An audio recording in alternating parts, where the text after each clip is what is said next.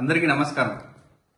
ఈరోజు తెలంగాణ రాష్ట్రంలో బీఆర్ఎస్ ప్రభుత్వం పోయి కాంగ్రెస్ ప్రభుత్వం వచ్చిన తర్వాత తెలంగాణ ప్రజల పరిస్థితి ఎట్లా ఉందంటే పెనం మీద నుండి పొయ్యిలో పడ్డట్టున్నది తెలంగాణ ప్రజల పరిస్థితి. ఎందుకంటే ఈ కాంగ్రెస్ ప్రభుత్వం ఇస్తానన్నటువంటి రుణమాఫీ పూర్తి చేయలేదు. అదేవిధంగా రైతు భరోసా లేదు. ఇప్పటి వరకు మహిళలకు ఇస్తాన 2500 లేవు. విద్యా భరోసా కింద ఇస్తానన్న 5 లక్షల రూపాయలు లేవు. నిరుద్యోగ భృతి లేదు. అదేవిధంగా కాలేజీకి వెళ్లే యువతలకు ఇస్తానన్న స్కూటీలు లేవు.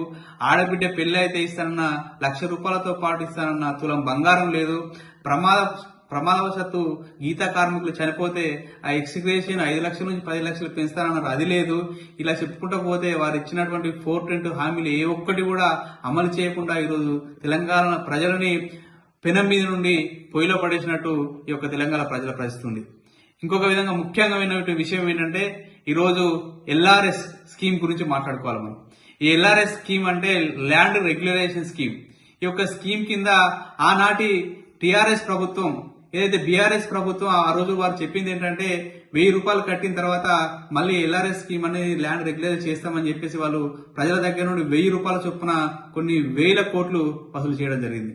ఆ రోజులలో ఇప్పుడున్నటువంటి ఈ ఏతుల రేవంత్ రెడ్డి ముఖ్యమంత్రి మాట్లాడుతూ మీరు ఎల్ఆర్ఎస్ స్కీమ్ కోసం మీరు 1000 రూపాయలు కాదు కదా, రూపాయి కట్టాల్సిన పని లేదు.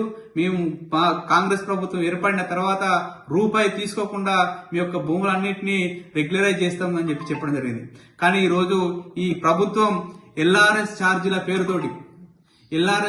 పేరుతోటి వాళ్ళు వసూలు చేస్తూనే దాని మీద ఓపెన్ ప్లాట్స్ కి 14% ల్యాండ్ వాల్యూ మీద 14% వసూలు చేయడం అనేది నిజంగా దుర్మార్గమైనటువంటి చర్య. ఎల్ఆర్ఎస్ స్కీమ్ అంటున్నారు, దాని ఓపెన్ ప్లాట్ ఛార్జెస్ అంటున్నారు. మొత్తం మీద వీళ్ళు దాదాపు ల్యాండ్ వాల్యూ మీద 25% వసూలు చేసేటువంటి కార్యక్రమాన్ని పెట్టుకున్నారు.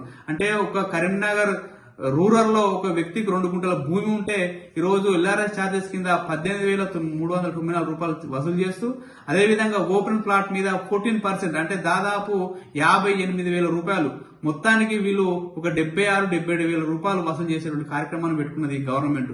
ఒక వ్యక్తి ఏదో వారికి ఉన్నటువంటి సామాన్య కుటుంబం నుంచి వ్యక్తులు 2 గుంటల భూమి కొనుక్కుంటే కొనుక్కొని రిజిస్ట్రేషన్ చేసుకున్న తర్వాత ఈ రోజు మళ్ళీ కొత్తగా రిజిస్ట్రేషన్ చేసుకునేంత ఛార్జెస్ వసూలు చేయడం అనేది ఈ ప్రభుత్వం చేస్తున్న నిజంగా ఇది ఒక దుర్మార్గమైన చర్య.